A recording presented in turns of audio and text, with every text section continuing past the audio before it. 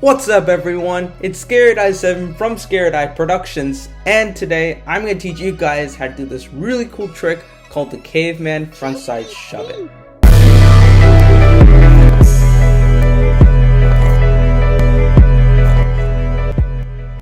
The Caveman Frontside Shuvit is a really cool variation of the Caveman, and in my opinion, it is actually one of the smoothest flowing tricks in existence. It is a trick that can really add a lot of style and finesse to your riding, and it's not even that hard.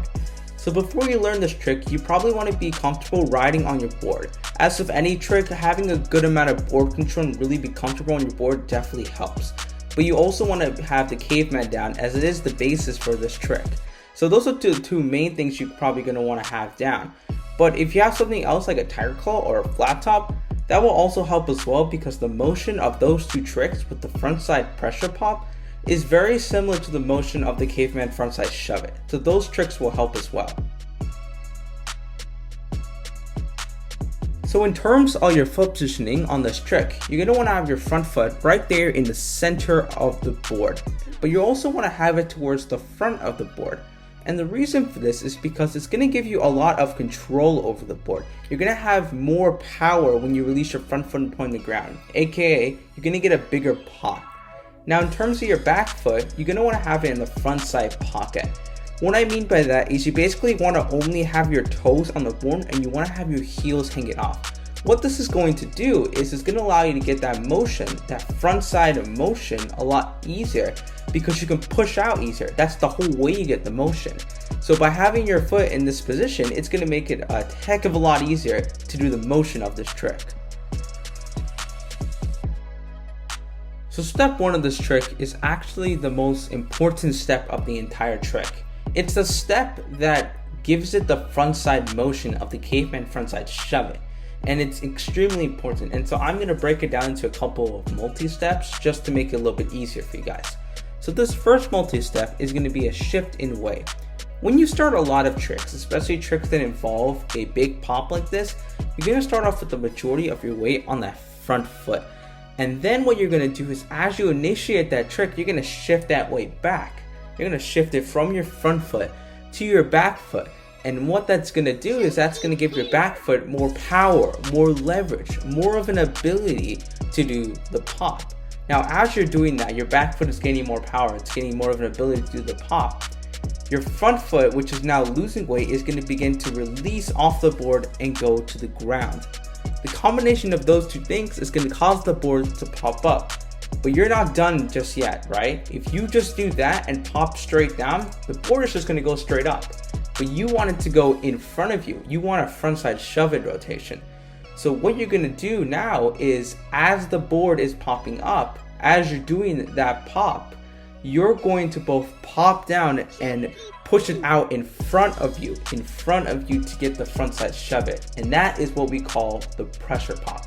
The pressure pop is really made up of two things, right? A shift of weight, giving your back foot more power, and then a pop and pushing out in front of you. You're not just popping down and you're not just popping down and releasing.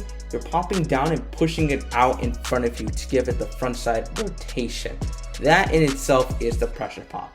Once the board starts to rotate, it's going to start to rotate 180 degrees. And what that basically means is it's going to turn all the way around. Once you see it start to turn 180, you're going to catch the board by the nose with your front hand. In my case, I'm regular, so I'm going to catch it with my left hand. But if you're goofy, you're going to catch it with your right hand. And that essentially is the first step. So step two is actually a lot more simple than step one. Now that the board is kind of doing its rotation and you catched it with that front hand, you're going to start to actually do the rest of the motion. You probably have catched it around 90 degrees, and so what you're going to do is you're going to start to pull the board out and in front of you, right? And that motion of pulling it out and in front of you with your front hand is going to allow it to finish the rotation. And then that is going to lead into the third step. The third and final step of this trick is going to be the finishing of the rotation and the landing. So once you bring the board out in front of you and you're basically completed the rotation, you're going to now release it. You're going to let go of it. And then as you're releasing the board, you're gonna start to jump back onto the board. And the way that I do this is I jump off of my back foot and I catch it with my front foot. By catching with my front foot, I'm keeping the board stable, and then I can jump on with my back foot and be comfortable and be sure that the board is not gonna land primo or anything. Then what you do is you bend your knees, make sure to do that because if you don't bend your knees, you're screwed. Bend your knees and ride away smooth. Alright guys, so there are a lot of things that can go wrong with this trick. There are like 1,000,001 things, especially since as a beginner you are doing this trick. There are just so many things that can go wrong. I'm gonna name 2 of the most common things. So the first thing that can mainly go wrong is a missed rotation / catch. This can be because of 2 things. 1, you over rotate, or 2, because you under rotate. Both of them cause you to either miss the board or just not catch the board at all. And so my solution to this would be to go back to that pressure pop. Go back to the pressure pop and just practice the pressure pop on its own. And practice getting it to a certain height. You don't want it to be too low. You want to get it to like that perfect height where it's actually going to end up working, right? Where you're going to be able to catch it. That's another thing. You're going to want to practice the pressure pop and practice catching it with your front hand. Not even doing a rotation, just practice doing the pop and catching it with your front hand. If you practice that over and over again, you can get this trick because that in itself is the hardest part of the trick.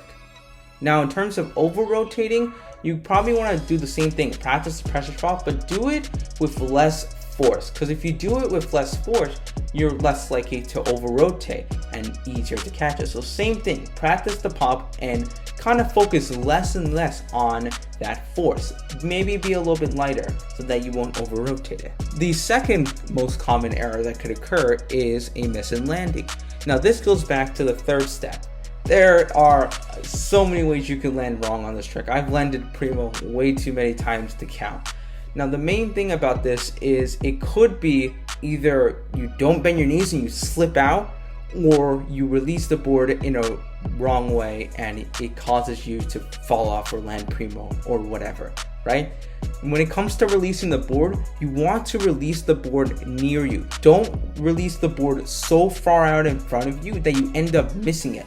Release it as close to your feet as possible, because then that will secure a landing. If you release it out far in front of you, you're going to have to jump out far in front of you, and there's more of a chance you're going to miss it. So try to release it close to you. The other thing is that when you bend your knees, you're putting yourself closer to the ground. And so if you do happen to fall when you bend your knees, it's not going to hurt as much as if you don't bend your knees and you slip out, right? So those are the 2 things. Release the board close to you and bend your knees. Alright guys, thank you guys so much for watching this video today. If you enjoyed it, make sure to leave a like and subscribe for similar content. Also be sure to follow me on Instagram because that's where I give a lot of the updates for new videos coming out and stuff of that nature. So if you follow me there, you'll be able to get all the sneak peeks for my videos. Anyway, thank you guys so much for watching once again, and I will see you in the next video coming next Friday, 7 a.m. Eastern Time.